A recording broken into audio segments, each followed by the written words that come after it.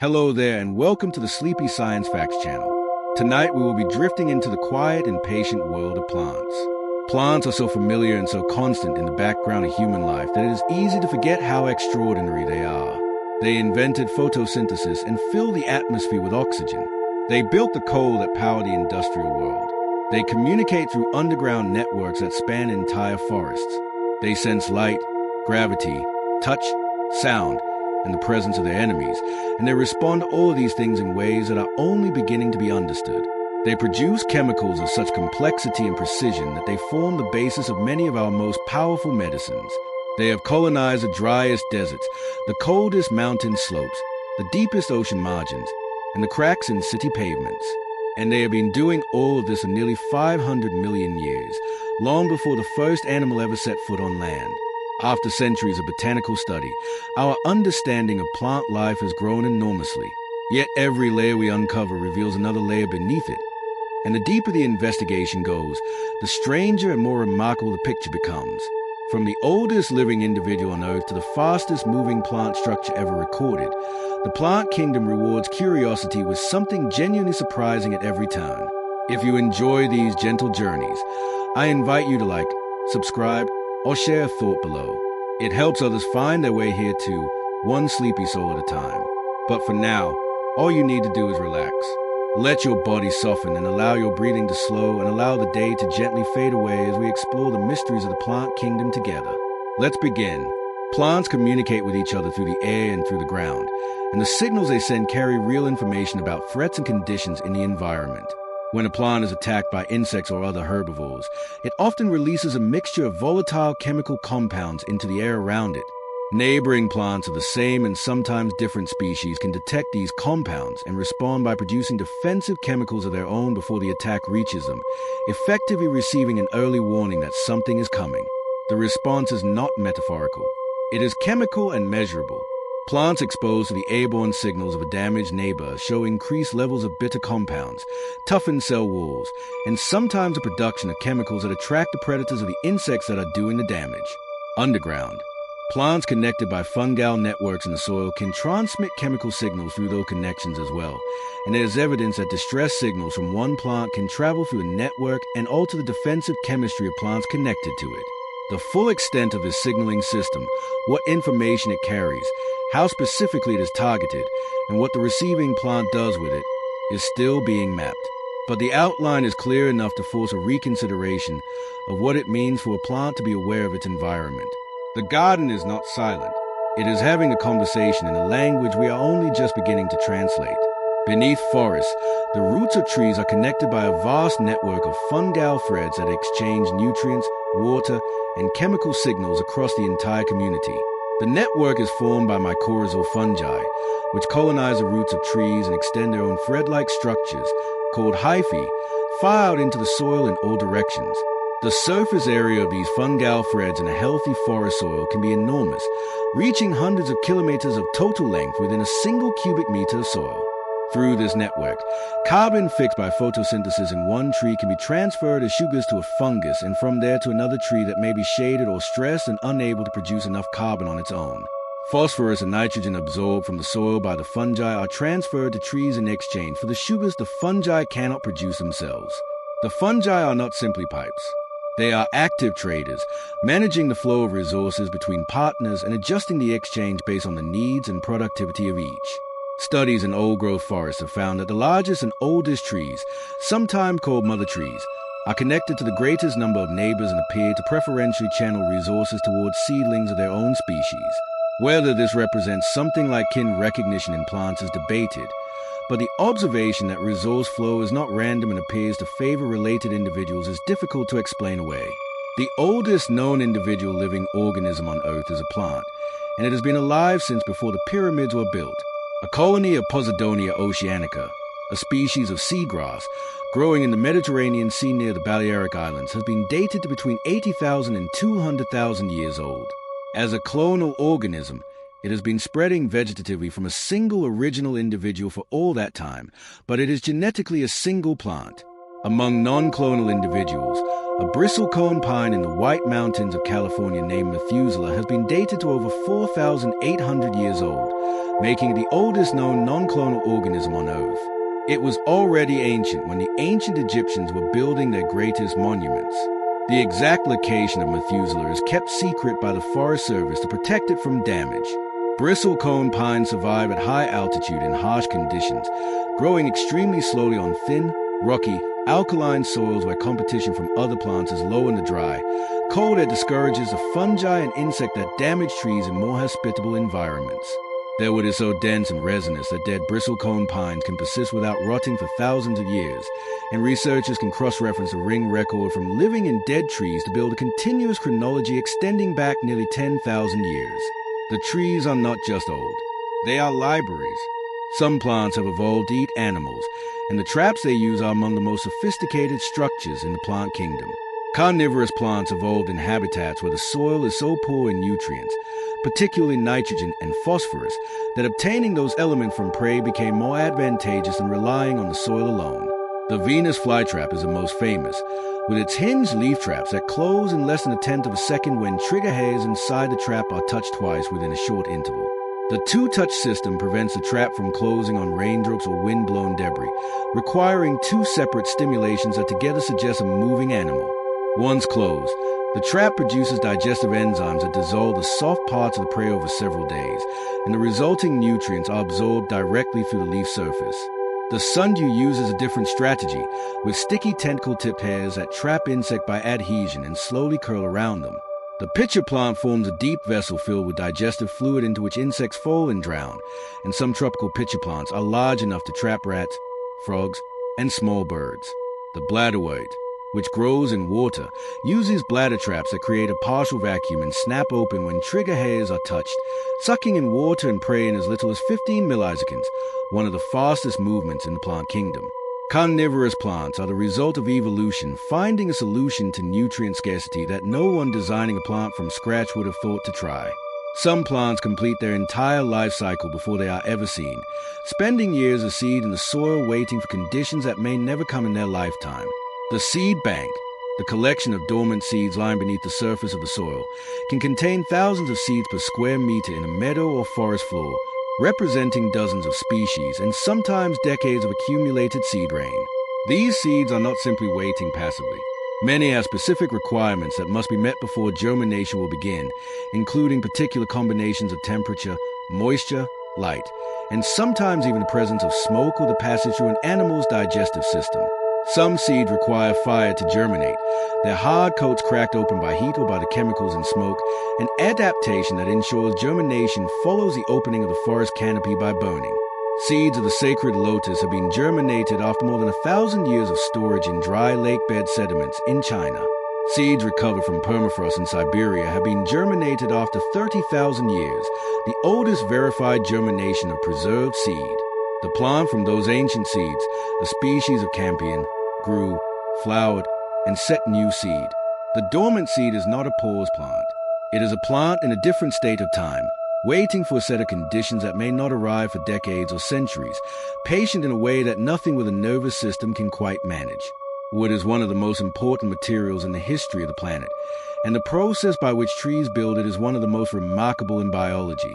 Wood is composed primarily of cellulose and lignin, two of the most abundant organic compounds on Earth. Cellulose provides the structural framework of individual cell walls, arranged in microscopic fibers wound at specific angles that give wood its mechanical properties. Lignin fills the spaces between the cellulose fibers, stiffening and waterproofing the cell wall, and making it resistant to decomposition. Together they form a material that is stronger in compression than concrete and stronger in tension than steel relative to its weight, and that can be grown from air, water, and sunlight without a factory or furnace. Trees grow wood in the cambium, a thin layer of dividing cells just beneath the bark. Cells produced outward from a cambium form bark and phloem, which carries sugars down from the leaves. Cells produced inward form xylem, the water-conducting tissue that becomes wood as the cells mature, die, and their walls lignify. The annual rings visible in a cut tree trunk are produced by the difference between the larger, thinner-walled cells grown in spring and the smaller, denser cells grown in summer and autumn, and they record not just the tree's age but the climate conditions of each growing season. A tree's rings are its autobiography, and a sufficiently long-lived tree is also a climate archive stretching back centuries. Flowers evolved in close partnership with animals, and the diversity of both groups exploded together in one of the most productive collaborations in the history of life. Flowering plants, called angiosperms, appeared in the fossil record around 140 million years ago and diversified with extraordinary speed over the following tens of millions of years. Before their arrival, the land was dominated by conifers, ferns, and cycads, which relied on wind for pollination.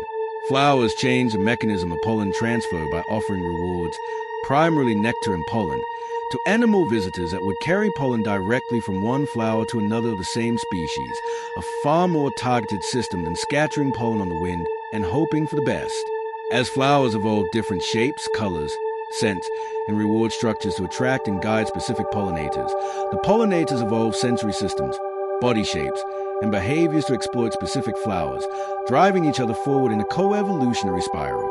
The result is the extraordinary diversity of both flowering plants and their pollinators visible today. Orchids represent one of the most extreme outcomes of this process, with some species producing no nectar at all but mimicking the appearance and scent of female insects so precisely that male insects attempt to mate with a flower and depart carrying pollen. The flower is not simply beautiful. It is a landing platform, a signaling system, and in some cases an elaborate deception, all in one. Some plants can count, and the number they are keeping track of determines how they respond to the environment. The Venus flytrap counts touches to distinguish living prey from debris, as previously described, but counting in plant extends to other contexts. Many plants measure the number of cold days they experience during winter, a process called vernalization, before they will commit to flowering in spring. This counting mechanism ensures that a brief cold snap in autumn does not trigger premature flowering.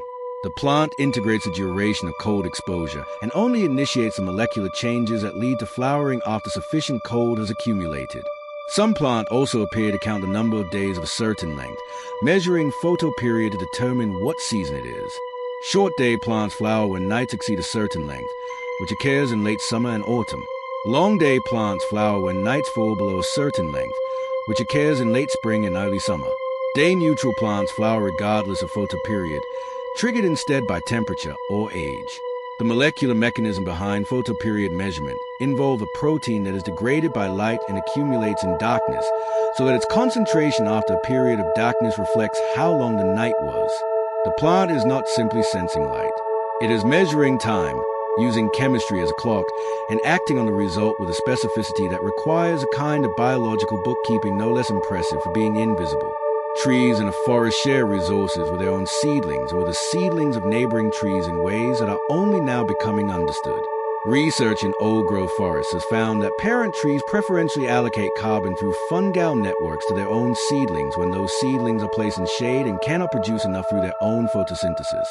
In experiments where researchers grew seedlings of the same and different species near mature trees of the same species, the seedlings of the matching species received measurably more carbon transfer through a mycorrhizal network than unrelated seedlings in the same conditions. The mature trees also appear to reduce competition with their own seedlings by restraining the spread of their roots in the area directly beneath the seedling. Whether trees recognize their own offspring through chemical signals exchanged through roots or fungi, or whether the preferential transfer is an indirect result of shared fungal partners, remains under study. But the observation is consistent across several species and research groups, and it represents a relationship between generations of plants that operates through an underground medium invisible to anyone walking through the forest. The forest floor, which looks still and empty from above, is the site of transactions happening continuously, silently, and at a pace that makes the surface world seem fast by comparison. Some plants move quickly enough to be visible, and the mechanisms behind their motion are as varied as the plants that use them. The sensitive plant, Mimosa pudica, folds its leaves inward and droops its branches within seconds of being touched, a response that travels along the plant as an electrical and chemical signal propagating at a measurable speed. The movement is produced by a rapid loss of water pressure in specialized cells at the base of each leaflet, causing them to deflate on one side and the leaflet to fold. The response recovers within minutes as water pressure is restored. It is thought to deter herbivores by making the plant look wilted or dead, or by dislodging insects that land on it. The telegraph plant moves its small lateral leaflets in a rapid rotating or jerking motion that continues even in still air and in the dark, for reasons that are still debated. Some researchers suggest it may be a tracking motion that maximizes light absorption, while others propose it may deter insects by mimicking the movement of a living creature. The squirting cucumber builds hydraulic pressure in its fruit as it ripens, until the stem detaches and the fruit ejects its seeds and liquid contents at considerable velocity. Himalayan balsam seed pods snap open explosively when touched, flinging seeds up to 7 meters. The record for fastest plant movement belongs to the white mulberry tree, whose stamens snap open at speeds exceeding half the speed of sound, releasing pollen in a time too brief for the human eye to detect. Mosses and lichens are among the first colonizers of bare rock, and they are slowly, patiently, converting the surface of the planet. Lichens are not a single organism, but a partnership between a fungus and a photosynthetic partner, usually an alga or cyanobacterium. The fungus provides structure and protection, forming the visible body of the lichen. The photosynthetic partner provides sugars through photosynthesis. Together they form a combined organism that can survive on bare rock, in deserts, on Antarctic ice, and on the bark of trees, in conditions that neither partner could tolerate alone. Lichens secrete organic acids that slowly break down the rock surface beneath them, beginning the process of soil formation. Over centuries and millennia, their activity and the accumulation of their own dead material creates thin layers of organic matter in which mosses and eventually other plants can establish. This process, called primary succession, is the beginning of the ecological story that eventually produces a forest or meadow from bare stone. Lichens grow extraordinarily slowly, sometimes less than a millimeter per year, and some individuals on Antarctic rocks have been estimated at several thousand years old based on their size and growth rate measurements. They may not look like much from a distance, but they are the front line of a planetary project that has been converting bare rock into living soil for hundreds of millions of years, one slow chemical reaction at a time. Some plants produce chemical defenses so powerful they have shaped the history of medicine, agriculture, and human civilization. Plants cannot run from herbivores or pathogens. Instead, they have evolved an extraordinary arsenal of chemical compounds, called secondary metabolites, that deter feeding, kill bacteria and fungi, attract beneficial insects, and in some cases interfere directly with the nervous systems of animals that eat them. Caffeine, produced by coffee and tea plants, interferes with insect nervous systems and may also inhibit the germination of competing plants nearby. Nicotine, produced by tobacco plants, is a potent insecticide. Morphine and its relatives, produced by the opium poppy, are pain-relieving compounds that the plant evolved as a defense against herbivores but that interact with receptors in the mammalian nervous system with profound pharmacological effects. Quinine, from the bark of the cinchona tree, kills a malaria parasite and has saved millions of lives. Aspirin was developed from salicin, a compound found in willow bark that the tree produces as a defense against insects and pathogens.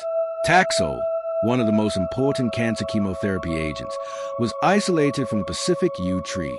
The sheer chemical inventiveness of the plant kingdom, driven by hundreds of millions of years of evolutionary arms races against every organism that has ever tried to eat or infect a plant, has produced a library of bioactive compounds that human chemistry has drawn from repeatedly.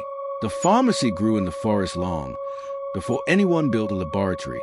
The rafflesia produces the largest individual flower on Earth and has no roots, no leaves, and no stem, living entirely as a parasite inside another plant. Rafflesia arnoldii, found in the rainforests of Sumatra and Borneo, produces flowers that can reach a meter across and weigh up to 10 kilograms. For most of its life, the rafflesia is completely invisible, existing only as a network of thread-like filaments running through the tissue of its host vine, a member of the grape family. Only when it is ready to flower does anything appear on the outside, and even then the growth of the bud takes months before the flower opens. The flower produces a powerful smell of rotting flesh to attract the carrion flies that act as its pollinators, which are deceived into visiting a flower that offers them no reward but that dusts them with pollen in the process. The entire above-ground existence of the rafflesia consists of this single flower, which lasts only a few days before collapsing into a black mass. It has no chlorophyll, performs no photosynthesis, and obtains all its water, carbon, and nutrients directly from its host. how its thread-like filaments penetrate and integrate with host tissue without triggering an immune response that would reject them, and how the flower develops with none of the usual plant structures to support it, are questions that make it one of the most unusual organisms in the plant kingdom.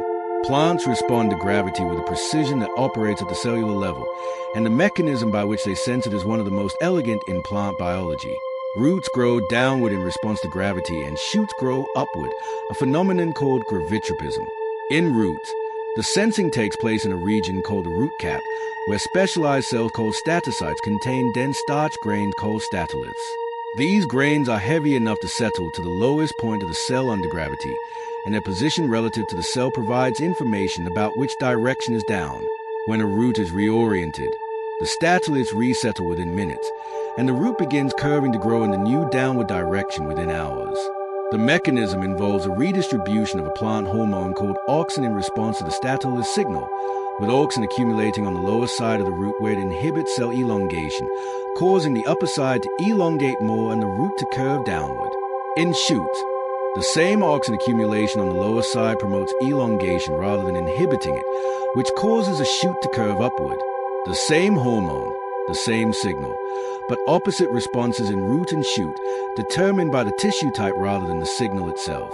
Astronauts have grown plants on the International Space Station and observed that roots grow in all directions without the gravitational signal to orient them, confirming that gravity is not simply one of many growth cues but a primary organizer of the plant's architecture. Some plants can survive complete desiccation, losing nearly all their water and then reviving fully when moisture returns. These plants, called resurrection plants, can lose up to 95% of their water content, appearing completely dead and desiccated, and then recover to full metabolic activity within hours of being rehydrated. The most studied example is Legionella lepidophylla, a small plant from the Chihuahuan desert that curls into a tight brown ball in dry conditions and unfurls into a green rosette when wetted. Myrithemnus flabellifolius, found in dry regions of southern Africa, survives complete drying, turns brittle, and then recovers normal function within a day of rain. These plants survive desiccation through a suite of protective mechanisms that prevent the cellular damage that normally occurs when water is lost. They produce protective sugars that replace water molecules in cellular structures, preventing membranes and proteins from deforming. They also produce antioxidant compounds that neutralize the chemical damage that occurs during drying and rehydration. Understanding these mechanisms has attracted interest from researchers studying drought-resistant crops, since the ability to survive periods of complete water loss could be enormously valuable in the context of increasingly variable rainfall in agricultural regions. The resurrection plant has been doing quietly what crop scientists are trying to engineer, and it has been doing it for millions of years.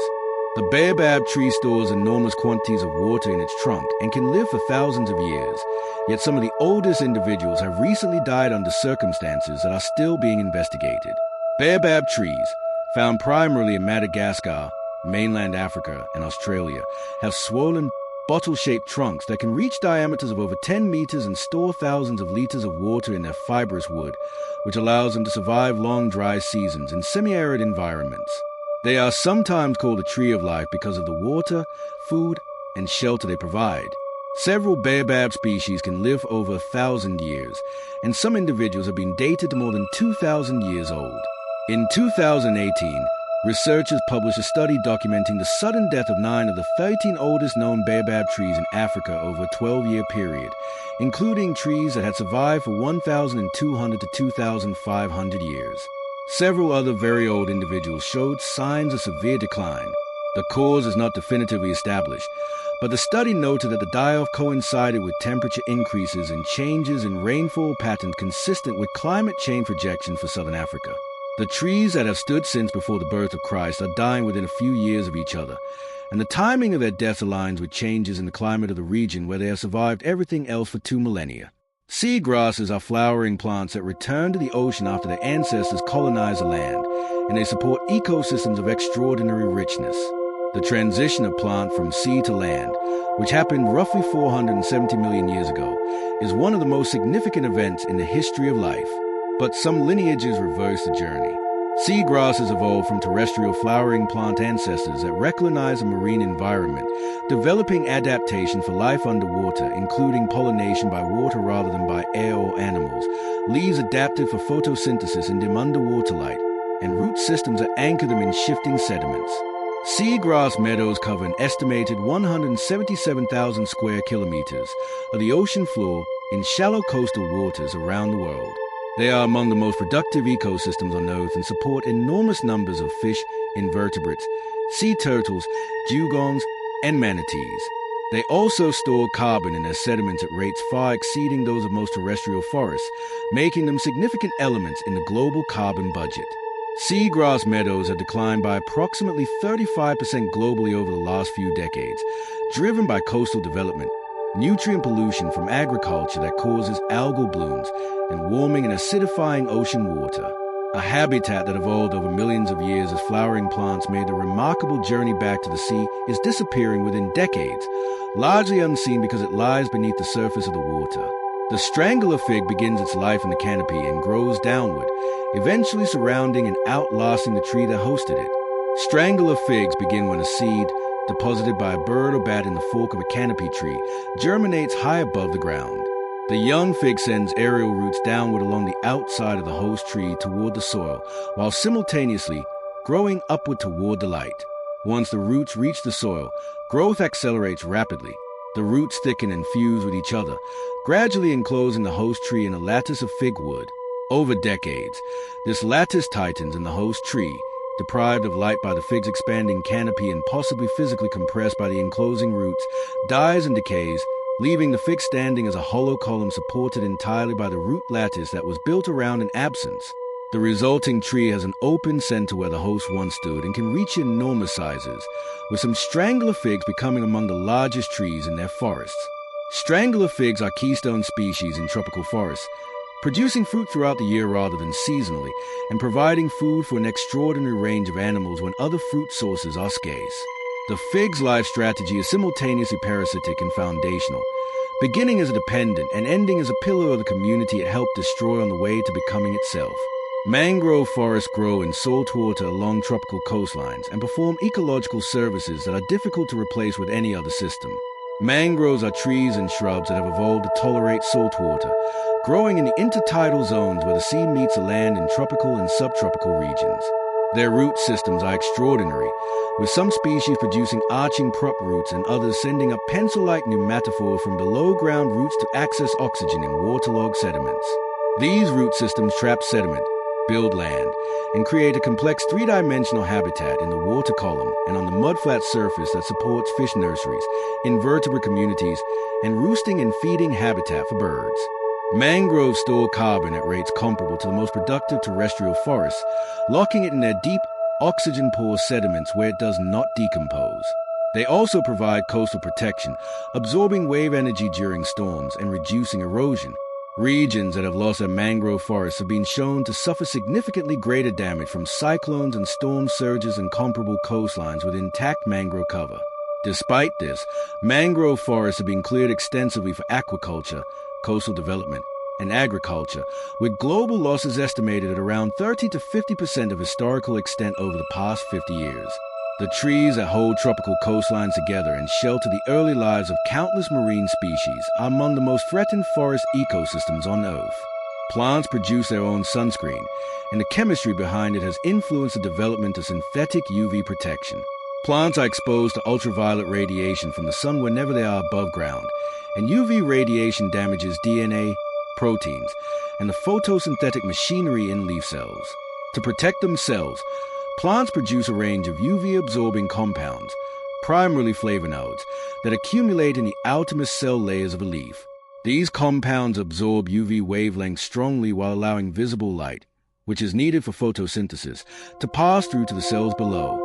The production of these compounds is regulated by UV light itself, so that plants in high UV environments accumulate more protection than plants in shaded conditions. The same response mechanism causes the purple and red colors that appear in some plant leaves and stems when they are exposed to strong light, as a flavonoid anthocyanin accumulates in those tissues. In alpine environments, where UV exposure is intense, plants often show deep red or purple coloration that is directly attributable to high levels of UV protection pigments. Chemists studying plant flavonoids have used their structure as inspiration for synthetic UV filters, and several compounds used in sunscreen formulations are structurally related to the flavonoids that plants evolved independently. The plant kingdom arrived at an effective solution to ultraviolet radiation long before human skin chemistry or human technology developed their own answers to the same problem. The Amazon rainforest produces its own rain, and the trees themselves are a significant driver of the regional water cycle. The Amazon basin receives enormous rainfall, but the forest is not simply a passive beneficiary of that precipitation.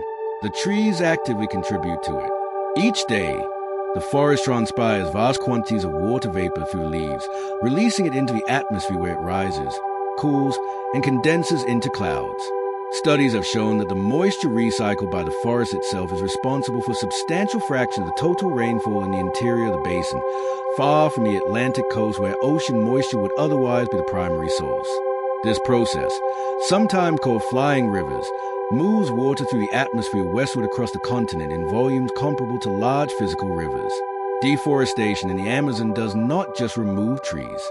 It disrupts this moisture recycling system, reducing rainfall in areas that depend on it and potentially triggering a transition to a drier, more savanna-like vegetation type that cannot sustain the same water cycling.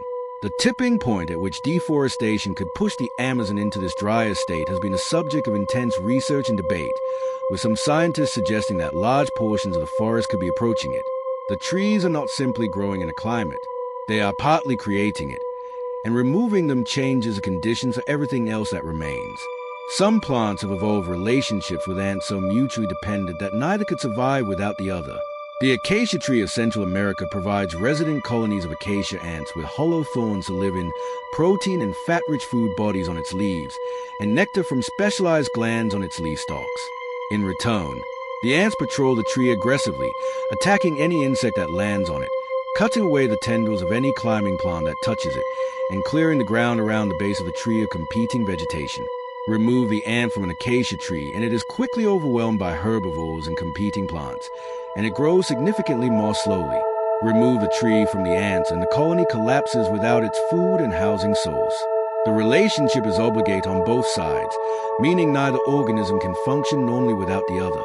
Ant-plant mutualisms of this type have evolved independently many times in different plant families and different lineages, suggesting that the ecological logic of the arrangement is compelling enough to be discovered repeatedly by evolution. Other plants produce hollow structures in their stems or leaves specifically sized and shaped for ant colonies without any deliberate design, simply because individuals that happened to produce such structures were protected from herbivores and outcompeted individuals that did not. The plant is recruiting an army by paying wages in sugar and shelter, and the army has no choice but to honor the contract. The coconut palm has been carried to nearly every tropical coastline on Earth partly by the ocean itself, and its design for dispersal by water is one of the most successful in the plant kingdom. The coconut fruit is a large, buoyant seed enclosed in a thick fibrous husk that protects it from saltwater immersion and provides the buoyancy needed to float. Inside the husk is a hard shell protecting the seed, and inside the shell is a white flesh and the liquid that provides nutrients for the germinating seedling during its potentially long ocean journey. Coconuts can remain viable after floating in seawater for up to 110 days, by which time ocean currents could carry them thousands of kilometers. The shape of the fruit, roughly spherical with a slightly flattened base, helps it roll and orient itself correctly when it washes ashore, increasing the chances that the germinating root finds the soil in the right direction. The palm that grows from a successful landfall is extraordinarily versatile, producing food, water, oil, fiber, timber, and materials for shelter and tools in a single plant, which is one reason it was deliberately carried and planted by human sailors, extending the natural dispersal range across every tropical ocean. The coconut palm is a plant that uses the ocean the way birds use the air, and it has colonized coastlines on every continent with a tropical shore. Fungi were once classified as plants, and the relationship between plants and fungi is so intimate that the two kingdoms cannot be fully understood separately. Fungi are not plants. They have no chlorophyll, do not photosynthesize, and have cell walls made of chitin rather than cellulose. They were reclassified into their own kingdom in the second half of the 20th century. But the history of plants on land is inseparable from the history of fungi. When plants first colonized the land around 470 million years ago, the soils were thin and nutrient-poor, and the root systems of early plants were minimal. Fossil evidence and genetic analysis suggest that mycorrhizal fungi were associated with the roots of the earliest land plants, and that this partnership was critical to the successful colonization of the land. Nearly 90% of all known land plant species today form mycorrhizal associations with fungi, and the partnership is a rule rather than the exception in almost every terrestrial ecosystem. Some plants have taken the relationship further, abandoning photosynthesis entirely and becoming fully parasitic on the fungal network, obtaining all their carbon from the fungi, which in turn obtain it from neighboring trees. These mycoheterotrophic plants, which include ghost pipes and some orchids, are visible above ground only when they flower, spending the rest of their lives entirely underground, sustained by the network of fungi connecting them invisibly to the photosynthesizing trees around them. Pollen grains are among the most durable biological structures ever discovered, and they can survive in sediments for millions of years. The outer wall of a pollen grain is made of a substance called sporopollenin, one of the most chemically resistant biological polymers known. It can survive exposure to acids, alkalis, and temperatures that destroy almost every other organic compound. As a result, pollen grains are preserved in great detail in lake sediments, peat bogs, and ice cores for thousands to millions of years. By identifying and counting the pollen types in a sample from a dated sediment layer, palynologists, the scientists who study ancient pollen, can reconstruct the vegetation that surrounded the deposit at the time it was laid down. Changes in pollen assemblages through successive layers record the arrival and departure of plant species, the expansion and contraction of forest types, and the responses of vegetation to climate changes over thousands of years. This discipline, called palynology, has been used to reconstruct the history of forests since the last ice age, to identify the plant foods eaten by archaeological populations, to trace the spread of agriculture, and to provide evidence in forensic investigations. The pollen grain is tiny enough to be invisible to the naked eye and tough enough to outlast almost everything around it, carrying within its ornate surface a record of the vegetation of a moment in time that can persist long after that moment has gone. And so we drift gently back from the green and patient world of plants, carrying with us the quiet wonder of everything we have visited tonight. We walk through forests where trees were speaking to each other in chemical whispers through the air and trading nutrients through underground fungal highways that we cannot see. We watched the Venus flytrap count to 2 before deciding to close, and found seeds waiting in silence for 30,000 years before deciding to wake. We climbed inside the baobab that has been alive since before the pyramids and stood in the shadow of the strangler fig that built its whole body around an absence. We breathe the oxygen given to us by plants that learned to split water with sunlight 500 million years before any animal thought to breathe it. We found flowers that lie to insects and roots that drift in the dark and trees that make their own rain in the middle of a continent. We watched plants count the length of winter nights and found mosses and lichens slowly converting bare rock into the soil that everything else grows from. We discovered the plant that turns back into a seed when it is old, the tree that outlived 2,000 years of human history, and the seagrass that returned to the sea after its ancestors worked so hard to leave it. The plant kingdom is all around us, silent and still and growing, doing things we are only beginning to understand in the quiet language of chemistry and light and time. It has been here longer than we have, and in all likelihood it will be here long after we are gone. If you enjoyed this sleepy journey, you can support the channel by liking, subscribing, or leaving a calm little comment before you rest. It helps more curious minds find their way here. And if you are still awake, there's another video waiting on your screen, ready to carry you onward into another corner of science. But for now, let the questions loosen their grip. Let your shoulders soften. Let your jaw unclench. Allow your breathing to slow, steady, and deepen. Picture a quiet forest at night, every tree still, every root reaching slowly downward in the dark, every leaf resting. The whole green world around you breathing in and breathing out in a rhythm older than anything with a name. You are part of that rhythm too, slowing now, softening, returning to the quiet that every living thing eventually finds. Sleep well, and good night.